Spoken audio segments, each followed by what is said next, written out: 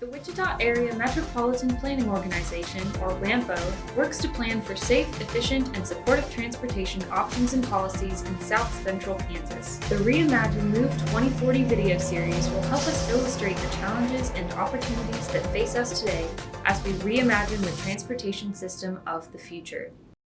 In the transportation world, mobility is described most simply as the time and costs required for travel. Therefore, mobility is higher when average travel times and travel costs are low. Improvements associated with human capital, like income and education levels, as well as physical capital, like utilities, roads, and telecommunication, are common indicators of a developing economy. When woven together, elements of mobility and the economy are powerful mechanisms that can have the potential for our region to achieve broader community goals. Mobility is one essential factor in the positive growth of the economy, both regionally and globally. In many ways, internet access has recently replaced highway access as one of the most important factors of a new or thriving economy.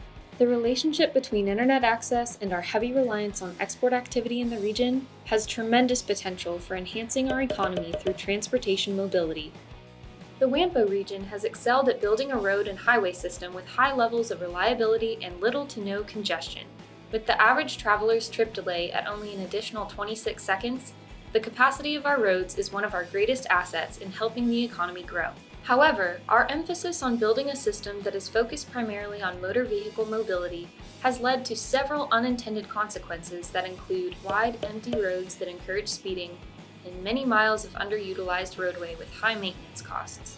If 93% is going to this traditional, historical mode of transport, it's backward looking. That's how I think of it. If we're looking at roads and bridges, which we need to maintain, and they need to be safe, and they need to be good for us to drive on or move our cargo on, and we're only investing 7% in forward looking, then I think we're gonna get what we're paying for. We're gonna get a backward looking transportation system. And if we stay exactly the same, well, I think we're gonna see a decline in the economy. Let's take a look at the regional economy through a lens of transportation for people and goods.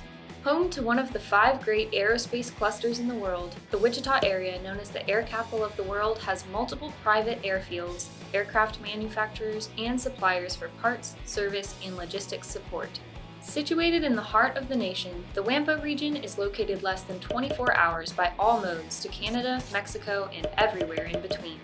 25% of our economy is because of exports, and we export goods.